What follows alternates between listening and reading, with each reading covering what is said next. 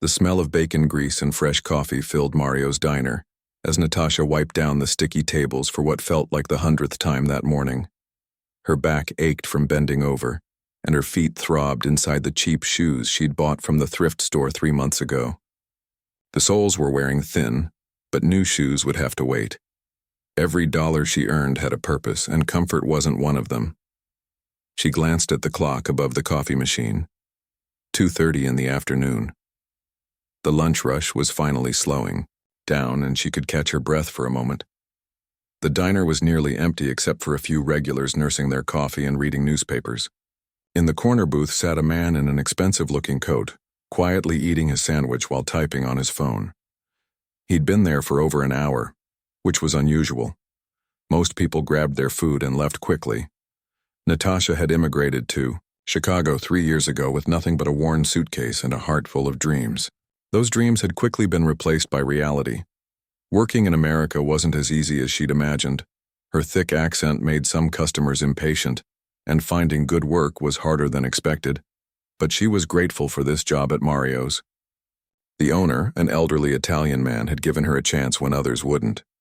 She spoke English well enough to get by, but her Russian accent was strong. Some customers found it charming, others seemed annoyed by it. She'd tried to soften it, practicing in front of her bathroom mirror every morning, but the familiar sounds of her homeland always crept back into her voice. Her small apartment was a 20-minute bus ride from the diner. It wasn't much, just a tiny studio with thin walls and a heater that barely worked in winter. But it was hers, and more importantly, it was affordable. After paying rent, utilities, and buying the cheapest groceries she could find, she managed to send about $400 back home to Russia every month. That money was a lifeline for her grandmother, Elizaveta, who lived alone in their village. The old woman had raised Natasha after her parents died in a car accident when she was 12. Elizaveta had been her whole world, teaching her to cook, to sew, to be strong when life got difficult. Now, at 78, her grandmother's health was failing, and the medical care in their remote village was limited and expensive. Natasha's phone buzzed in her apron pocket. She pulled it out and saw the familiar international number. Her heart always jumped a little when she saw calls from home. Good news was rare these days. Without thinking, she answered in Russian, her voice immediately becoming warmer and more musical. The harsh edges of English disappeared, replaced by the flowing sounds of her native tongue. "Babushka, how are you feeling today?" she asked, walking toward the back of the diner where she could speak more privately. Her grandmother's voice was weak but happy to hear from her. "My little dove, I'm doing better today. But the doctor says I need those new heart medicines. They cost so much money." Natasha's chest tightened. They'd had this conversation before. The medicine her grandmother needed cost more than what most people in their village earned in 6 months. "Don't worry about the money, Babushka. I'm working extra shifts. We'll figure it out." "You work too hard, my dear. I worry about you in that big city all alone." "I'm fine, Babushka, really. But tell me about the house. Is the roof still leaking?" Her grandmother sighed. "Yes, it's getting worse. When it rains, I have to put buckets everywhere. And winter is coming soon. I'm afraid the cold will get through." Natasha closed her eyes, picturing the small wooden house where she'd grown up. She could see the leaking spots in the ceiling, could imagine her grandmother moving slowly around the house, placing pots and pans to catch the dripping water. The roof had needed repairs for 2 years, but they never had enough money to fix it properly. How much would it cost to fix it, Natasha asked, though she already knew the answer would be more than she could afford. "The man from the next village says maybe $2,000 American money, but I told him we don't have that kind of money." $2,000. Natasha did quick math in her head. At her current savings rate, it would take her more than a year to save that much, and that was assuming no emergencies came up. Her grandmother would have to endure another harsh Russian winter with a leaking roof. "Don't worry, Babushka, I'll find a way. Maybe I can get another job on weekends." No, you already work so much. I don't want you to make yourself sick for an old woman like me. You're not just any old woman. You're my everything." Remember, what you used to tell me when I was little? Family takes care of family. Her grandmother's voice grew soft with emotion. I remember. You were such a serious little girl, always trying to help with everything. They talked for a few more minutes, about small things, the weather, the neighbors, the cat that had started visiting her grandmother's garden. These calls were the highlight of Natasha's week, but they also reminded her how far away she was from the person who needed her most. After hanging up, Natasha stood in the back hallway for a moment, collecting herself. She couldn't let customers see her upset. She took a deep breath, straightened her uniform, and walked back into the dining area. The man in the corner booth was still there, but now he was looking at her with an expression she couldn't quite read. Had he been listening to her conversation? She felt a flash of embarrassment. Her voice carried when she spoke Russian, and she'd been too focused on her grandmother to notice how loudly she'd been talking. She grabbed a coffee pot and walked over to his table. More coffee, sir? He looked up at her with kind eyes that seemed much older than his face. Yes, please. Thank you. His voice was polite, educated. She noticed he had barely touched his sandwich. Is everything okay with your food? She asked, gesturing to his plate. Oh yes, it's fine. I was just thinking about something. He paused, then added, That was Russian you were speaking, wasn't it? Natasha felt her cheeks warm. Yes, sir. I'm sorry if I was too loud. I was talking to my grandmother back home. Don't apologize, it's a beautiful language. I don't hear it very often here. Something in his tone made her look at him more carefully. There was a familiarity in the way he said it, like he knew the language himself. Are you Russian? She asked, then immediately felt silly for being so direct with a customer. He smiled, but there was sadness in it. In a way, yes. It's been a very long time since I've been home. Before Natasha could respond, another customer called for her attention. She excused herself and went back to work, but she found herself glancing at the man in the corner booth throughout the rest of her shift. There was something about him that seemed different from her usual customers. He sat quietly, occasionally making notes on his phone, but mostly just watching the world go by through the diner's window. When her shift ended at 6 o'clock, he was gone. She found a $20 tip on the table, far more than necessary, for a sandwich and coffee. Under the money was a napkin with a simple message written in neat handwriting. Take care of yourself. Your grandmother would want that. Natasha stared at the note, wondering how a stranger could know exactly what she needed to hear. Alexander had been staring at his untouched sandwich for the past hour, but his mind was thousands of miles away. The tech conference he was supposed to attend had been canceled at the last minute, leaving him with an unexpected free afternoon in Chicago. He'd wandered into this small diner almost by accident, drawn by its old-fashioned charm that reminded him of simpler times. At 53, Alexander owned one of the most successful software companies in Silicon Valley. His name appeared regularly in business magazines and his net worth was measured in billions. But sitting in this humble diner, surrounded by working-class people just trying to get through their day, he felt more like the scared 8-year-old boy who had arrived in America with his family decades ago. That little boy had spoken only Russian when he first stepped off the plane in New York. He remembered clinging to his grandmother's hand as they navigated the confusing airport, everything around them foreign and frightening. His parents had been optimistic about their new life, but his grandmother had been quiet, her eyes filled with the sadness of leaving everything she'd ever known behind. Those early years in America had been difficult. His father worked 3 jobs to keep the family afloat, and his mother cleaned office buildings at night. But it was his grandmother who had kept their Russian heritage alive in their small apartment. She spoke to him in their native language, told him stories about their homeland, and made sure he never forgot where he came from. Alexander had learned English quickly, as children do. Within a few years, he was speaking like any other American kid. But at home with his grandmother, he remained purely Russian. She would cook traditional meals and tell him about their village, about the long winters and short summers, about the neighbors who had become like family over generations of living side by side. His grandmother had died when he was 16, just as his programming skills were beginning to show real promise. Her last words to him had been in Russian, telling him to remember his roots no matter how successful he became. He'd promised her he would, but somewhere along the way, that promise had gotten buried under business meetings, stock options, and the relentless pace of building an empire. Now, 37 years later, he rarely spoke Russian. His parents had passed away, and there was no one left in his life who shared those memories.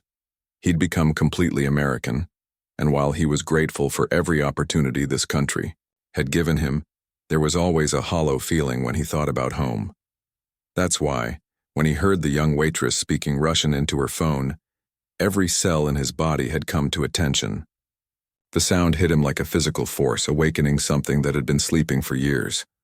But it wasn't just that she was speaking Russian. It was how she was speaking it. The dialect, the specific way she pronounced certain words, the musical rhythm of her speech. It was exactly like his grandmother's voice. Alexander's hands had started trembling as he listened more carefully. This wasn't just any Russian accent. This was the specific regional dialect from the Krasnoyarsk region, from the remote area where he'd been born. As the waitress continued her conversation, Alexander found himself understanding every word with crystal clarity.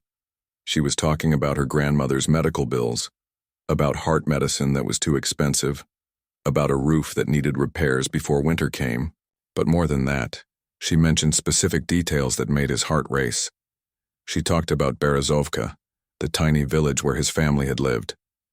She mentioned the old wooden church with the bell tower that leaned slightly to the left, damaged in a storm when he was a child. She spoke about how cold the winters were, how the snow would pile up to the windows, and how everyone in the village had to help each other survive. But what really shocked him was when she mentioned her grandmother's name, Elizaveta Volkov. Alexander's coffee cup slipped slightly in his hands. He knew that name. Elizaveta had been like a second grandmother to him when he was very small. She lived just down the dirt road from his family, and she was famous throughout the village for her incredible cooking. Alexander closed his eyes, and suddenly, he was 5 years old again, standing in Elizaveta's warm kitchen while she pulled fresh bread from her wood-burning oven. The smell would fill the entire house, and neighbors would appear at her door, hoping for a slice. She never turned anyone away, even when food was scarce. He remembered playing with other village children in Elizaveta's yard while the adults worked. She would watch them with patient eyes, occasionally calling out warnings when they got too rough or wandered too close to the creek. She had a special way with children, always knowing exactly what to say when someone got hurt or scared. His clearest memory of Elizaveta was from his last summer in Russia.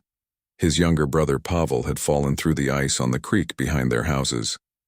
It was Elizaveta who had heard the screaming and come running. Without hesitation, she had crawled out onto the breaking ice and pulled Pavel to safety.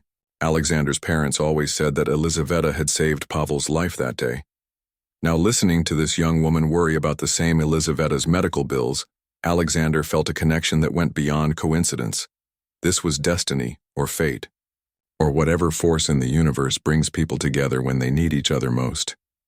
The waitress finished her phone call and returned to work, but Alexander couldn't stop watching her. Her movements were efficient but tired, and he could see the weight of responsibility in her shoulders. She was probably about the same age his grandmother had been when she'd taken care of everyone in the village, always putting others' needs before her own. Alexander discreetly asked the other waitress about her colleague. The woman, happy to talk, told him that Natasha worked harder than anyone she'd ever met. She worked double shifts whenever possible, never took vacation days, and sent most of her money back to Russia to help her grandmother. She'd been trying to save enough for a plane ticket home for 2 years, but every time she got close to her goal, some emergency would come up and she'd have to send the money to her grandmother instead. "She's got a good heart," the waitress had said. "Too good, maybe. She worries about everyone except herself." As Alexander sat there, a plan began forming in his mind. His company's private jet was sitting unused at a nearby airport. He had more money than he could spend in 10 lifetimes while this young woman was killing herself, trying to earn enough to help her grandmother, the same woman who had once helped save his brother's life. But more than that, Alexander realized that helping Natasha might also help him find his way back to something he'd lost. He'd been successful beyond his wildest dreams, but he'd also become disconnected from the values his grandmother had taught him. Maybe this was his chance to honor her memory properly.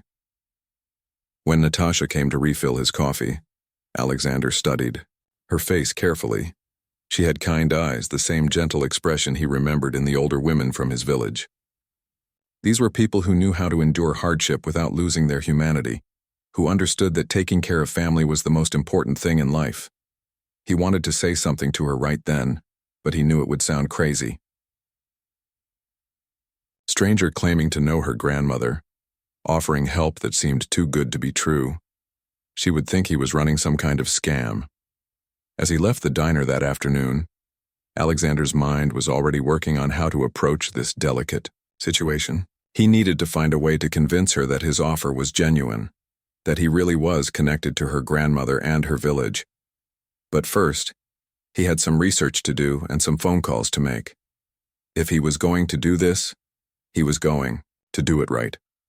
Natasha's alarm went off at 4 in the morning, just like every other day.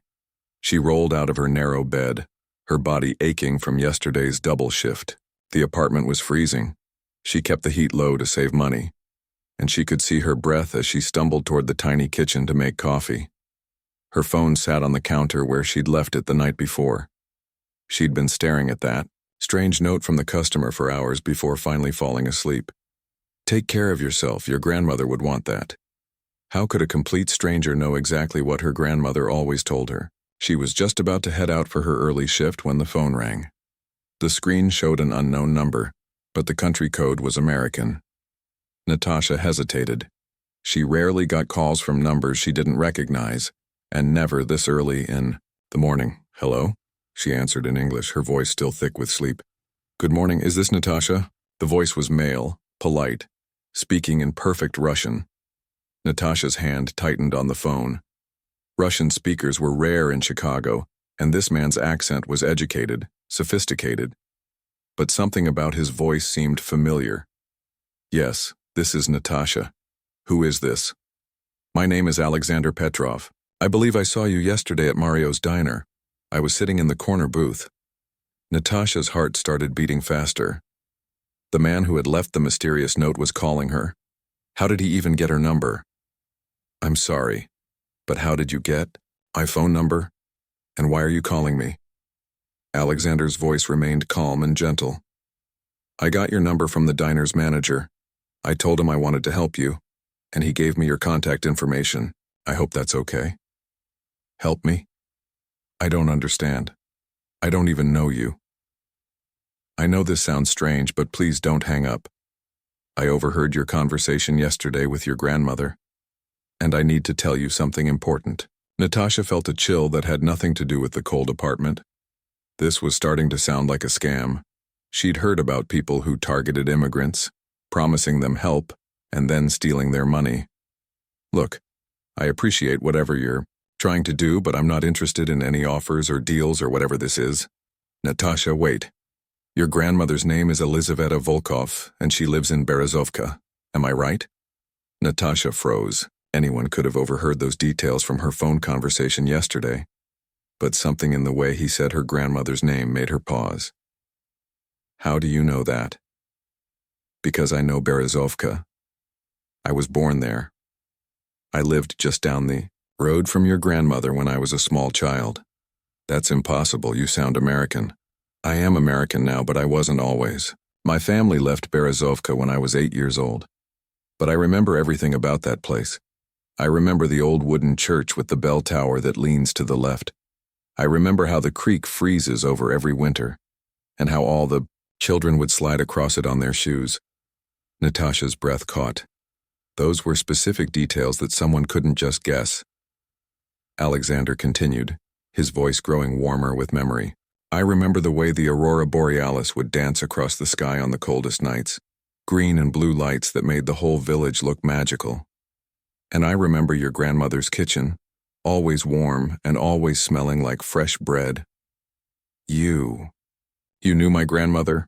She was like a second grandmother to me. Every child in the village loved Elizaveta. She would bake enough bread for half the village, and she never turned anyone away from her door no matter how little she had. Natasha sank into her single chair, her legs suddenly weak. This man was describing her grandmother exactly as she remembered her, but from decades ago. "There's something else," Alexander said quietly. "When I was 6 years old, my little brother Pavel fell through the ice on the creek behind our houses. It was your grandmother who saved his life. She heard a screaming and came running. She crawled out onto the breaking ice and pulled Pavel to safety. My parents always said she was a hero." Natasha's eyes filled with tears. Her grandmother had told her that story many times, about the little boy she'd rescued from the creek, but Elizaveta had never mentioned the family's name or what happened to them afterward. Pavel, he had dark hair and green eyes, and he was always getting into trouble? Yes, that's him exactly. How did you? My grandmother told me about rescuing a little boy from the ice. She said he reminded her of her own grandson. That's me. But I'm her granddaughter instead. She always wondered what happened to that family.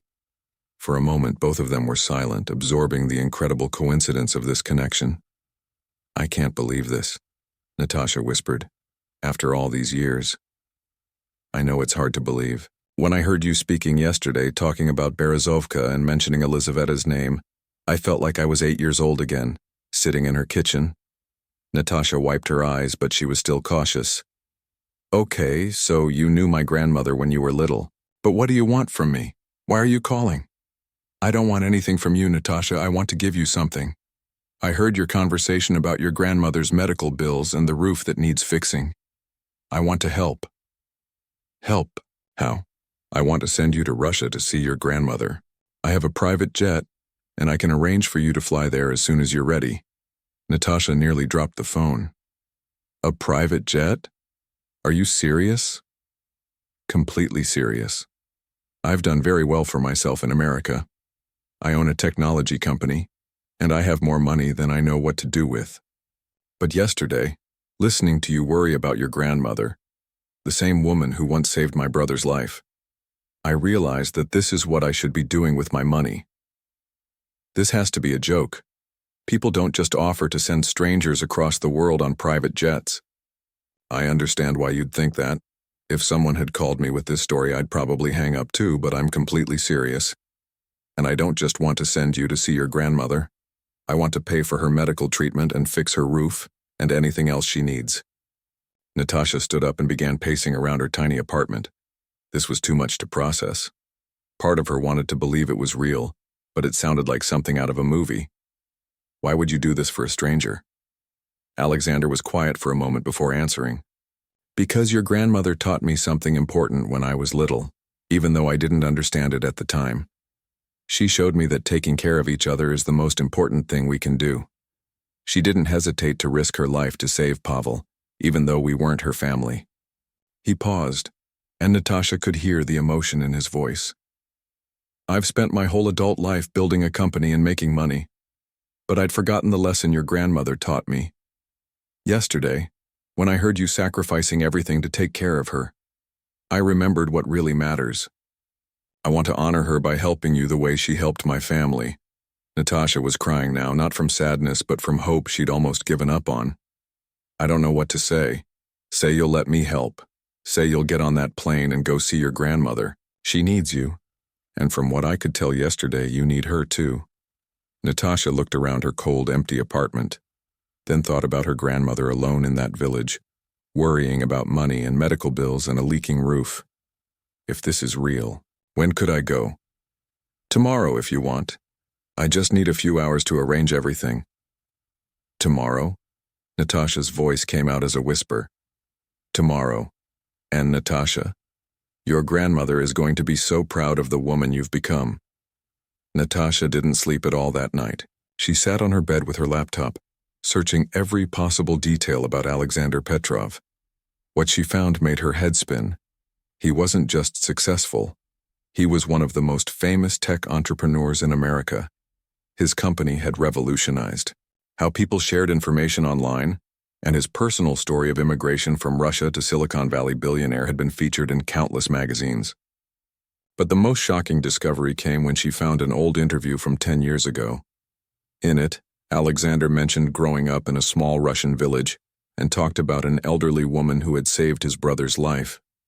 He never mentioned names or specific details, but the story matched exactly what her grandmother had told her all those years ago. At 6 in the morning, her phone rang again. It was Alexander, and this time his voice carried the excitement of someone who had been awake all night making plans. "Good morning, Natasha. I hope you got some rest." "Not really," she admitted. "I spent all night researching you. This is all real, isn't it?" "Every word. And I have some wonderful news. I've arranged everything for today. The jet will be ready at 2 o'clock this afternoon." "Today?" Natasha's heart started racing. "But I haven't even told my boss, and I don't have any of the right documents, and—" "Don't worry about work. I've already called Mario's and explained the situation. Your boss is very understanding. Apparently you've never taken a single sick day or vacation in 3 years. He says you deserve this more than anyone." Natasha was amazed. In all the scenarios she'd imagined, she never thought about how quickly everything could actually happen. "But what about visas and passports and all that paperwork?" "I have people who handle those things. Your passport is still valid, right?" "Yes, but—" "Then everything else is taken care of. I've been working on this since 4 this morning. Sometimes having money means you can cut through red tape very quickly." Natasha walked to her window and looked out at the gray Chicago morning. Yesterday, she had been counting every dollar, wondering how she would ever afford a trip home. Now a billionaire was offering to fly her there in his private jet. It still felt like a dream. "Alexander, can I ask you something?" "Of course." "Why are you really doing this? I mean, I understand the connection to my grandmother, but this is so much money, so much effort for someone you just met." Alexander was quiet for a long moment. When he spoke, his voice was softer, more vulnerable than before. "Because I've been running from home for 37 years, and I'm tired of running. I've built this incredible life in America, but I've never gone back to see where I came from. I've never visited my parents' graves, never stood in the house where I was born, never thanked the people who helped shape who I became." He paused, and Natasha could hear him take a deep breath. "The truth is, I'm scared to go back alone. I'm scared that the place I remember doesn't exist anymore, or that I've changed so much that I won't belong there. But if I go with you, if I'm helping reunite you with your grandmother, then maybe I can find the courage to face my own past." Natasha felt tears welling up in her eyes. This wasn't just about charity or paying back an old debt. This was about 2 people who had been carrying the weight of distance from home, finding each other at exactly the right moment. "You want to come with me?" "If that's okay with you. I promise I won't intrude on your time with your grandmother. I need to see it again. I need to remember who I was before I became who I am." By noon, Natasha was standing in her apartment, holding a small suitcase, everything she owned that was worth bringing fitting into one bag. She had called her grandmother that morning to tell her she was coming home, but she hadn't mentioned how or why. Elizaveta had cried with joy, saying she had been praying for this moment for 3 years. A black car arrived to pick her up, and, as they drove through Chicago toward the airport, Natasha watched the city where she had struggled and survived pass by the window. She thought about all the double shifts, all the nights she had fallen asleep exhausted, all the times she had counted and recounted her money hoping to find enough for a plane ticket home. The private airport was unlike anything she had ever seen. It was small and quiet, with just a few buildings and several sleek aircraft parked on the tarmac. When the car stopped, Natasha saw a man walking toward them, and she recognized him immediately as the customer from the diner. In person, Alexander looked different than he had sitting in that corner booth. He was clearly successful. His clothes were expensive and perfectly fitted, but his eyes held the same sadness she had noticed before. He walked with confidence, but there was something hesitant about his movements, as if he wasn't quite sure what he was doing either. "Natasha," he said, extending his hand, "thank you for trusting me. Thank you for making this possible, she replied, shaking his hand and noticing that it was trembling slightly. Are you nervous? She asked. Alexander smiled, but it didn't quite reach his eyes. Terrified, actually. I haven't spoken Russian with a native speaker in years. I'm worried I've forgotten more than I remember. As they walked toward the jet, Alexander began speaking in Russian, testing his language skills. His accent was definitely American now, but the words came back to him like muscle memory. They talked about the weather, about the flight, about simple things that gradually became more complex as his confidence returned. The airplane was beautiful, with cream-colored leather seats and polished wood tables. Natasha had never been on any plane before, let alone something so luxurious. She sat by the window and watched the ground crew prepare for takeoff, still half convinced she would wake up and find this had all been a dream. As the plane lifted off from Chicago, Alexander sat across from her looking out at the city growing smaller below them. I built that company down there, he said, pointing toward the downtown skyline. Spent 20 years of my life in those buildings making deals and building something that would last. But right now, flying toward a village that probably hasn't changed in 50 years, I feel more alive than I have in decades. Natasha watched the clouds outside her window and thought about her grandmother, probably sitting in her kitchen at that very moment, preparing for a visit she had dreamed about for 3 years. Tomorrow she would walk through the door of the house where she grew up, and her grandmother would hold her like she used to when Natasha was small. What if everything is different? Natasha asked.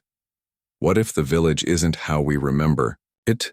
Alexander considered this carefully. Then we'll love it anyway. Because home isn't really about the places, is it? It's about the people who made us who we are. As the plane flew east toward Russia, carrying 2 people back to a village that had shaped their hearts, Natasha finally allowed herself to believe that sometimes impossible things really do happen. The small airplane touched down at the regional airport in Krasnoyarsk after 18 hours of flight time. Natasha pressed her face to the window, looking out at the endless expanse of Russian countryside. Everything looked exactly as she remembered. The vast forests, the rolling hills, and the sense that the land stretched on forever. Alexander had been quiet for the last few hours of the flight, staring out at the landscape with an expression Natasha couldn't quite read. As they prepared to leave the plane, he turned to her with tears in his eyes. I can smell it, he said softly in Russian. I can smell home. They rented a car at the airport, and Alexander insisted on driving the 2-hour journey to Berezovka. His hands shook slightly as he gripped the steering wheel, navigating roads he hadn't seen in nearly 4 decades. Some of the highways were new, but once they turned onto the smaller country roads, it was like traveling back in time. Nothing has changed, Alexander whispered as they passed through a small town that looked exactly like it had in the 1980s. The same wooden houses, the same fences, even the same potholes in the road. Natasha watched the familiar landscape roll by and felt her heart beating faster with each passing mile. Soon she would see her grandmother again. Soon she would be home. When they finally reached Berezovka, the sun was setting, painting the sky in brilliant shades of orange and pink. The village was smaller than Natasha remembered from her childhood, but it was exactly as she had described it to Alexander. The wooden houses sat scattered along dirt roads, smoke rising from chimneys, and children playing in the yards just as they always had. Alexander stopped the car at the edge of the village and sat in silence for several minutes. When he finally spoke, his voice was barely a whisper. There's my house, the blue one with the fence. He pointed to a small wooden building that looked worn but well-maintained. And there, he turned to point down the road, there's your grandmother's house. Natasha looked where he was pointing and saw the familiar wooden structure with its red roof and small garden. Smoke was coming from the chimney, and warm light glowed in the windows. Her grandmother was home, probably cooking dinner, having no idea that her granddaughter was about to walk through her front door. Should we go together? Alexander asked. Yes, Natasha said. She'll want to meet you. They walked slowly down the dirt road, their footsteps crunching on the frozen ground. Natasha's heart was pounding so hard she was sure Alexander could hear it. When they reached the front gate, she paused and took a deep breath. "Babushka," she called out. "Babushka, it's me." The front door opened, and there was Elizaveta, looking older and frailer than Natasha remembered, but with the same kind eyes and gentle smile. For a moment, the elderly woman just stood there, as if she couldn't believe what she was seeing. Then she stepped outside, moving as quickly as her aged legs would carry her, and wrapped Natasha in the strongest hug her thin arms could manage. Both women were crying, holding each other like they would never let go again. "My little dove," Elizaveta whispered. "My precious granddaughter, you're home." They held each other for several minutes before Elizaveta noticed Alexander standing respectfully at the gate. She looked at him carefully, studying his face in the fading light. "Excuse me," she said politely. "Do I know you?" Alexander stepped forward, removing his hat. When he spoke, it was in the same dialect he had learned as a child in this very village. "My name is Alexander Petrov. My family lived in the blue house down the road. You saved my brother Pavel from the creek when we were children." Elizaveta's hand flew to her mouth and she stared at Alexander with growing recognition. "Little Sasha, the boy who was always asking questions about everything?" "Yes," Alexander said, his voice breaking. "That's me." Elizaveta walked toward him, slowly, reaching up to touch his face with her weathered hands. "You were such a serious little boy, always reading, always thinking. Your grandmother Katerina was so proud of you." She paused, studying him more carefully. "But you've grown into a man I don't recognize. You look important." "I am the same boy who used to sit in your kitchen and listen to your stories," Alexander said. "I just forgot that for a while." That evening, the three of them sat around Elizaveta's kitchen table, sharing a simple meal of bread, soup, and tea. Alexander had arranged for medical specialists to arrive the next day, and for contractors to begin repairing the roof. But tonight was about reconnection and memories. Elizaveta told them about the years since Natasha had left, about neighbors who had passed away and children who had been born. She showed them photographs and shared stories that brought the village's recent history to life. Alexander talked about his life in America, about building his company and achieving success beyond anything he had dreamed as a child. But he also talked about the loneliness, about feeling disconnected from the values his grandmother had taught him. "I had everything I thought I wanted," he said, "but I had forgotten what actually mattered." Over the following days, Alexander kept his promise to help not just Elizaveta, but the entire village. He arranged for a small medical clinic to be built, staffed by doctors who would visit regularly. He funded internet connectivity for the school and established a scholarship program for village children who wanted to attend university. But more importantly, he found pieces of himself that had been lost for decades. He visited his family's old house and spent hours walking through rooms that held 40 years of memories. He stood by his parents' graves and told them about his life, about his success, and about how he had finally come home. 1 month later, as Natasha prepared to return to America, she had a decision to make. Alexander had offered her a position running his new foundation, which would help immigrant families stay connected to their homeland while building new lives in America. The job would allow her to split her time between Chicago and Russia, ensuring she could care for her grandmother while pursuing meaningful work. "This isn't charity," Alexander had explained. "This is partnership. You understand both worlds, the struggle of building a new life in America and the importance of maintaining connections to home. You're exactly the person this foundation needs." Natasha accepted the position, but more than that, she accepted a new understanding of what home really meant. Home wasn't just a place you came from or a place you lived. Home was the people who shaped your heart, the values that guided your decisions, and the connections that sustained you through difficult times. 6 months later, Natasha stood in her new office in Chicago, coordinating aid for immigrant families across America. On her desk was a photograph of her grandmother's village, and on her computer screen was a video call with Elizaveta, who was healthier and happier than she had been in years.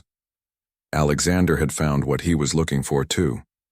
He still ran his company, but now he approached business with the values his grandmother had taught him decades ago. He had learned that true wealth wasn't measured in money or power, but in the bridges you build between where you came from and where you're going. And, sometimes, if you're very lucky, a single overheard conversation can change everything.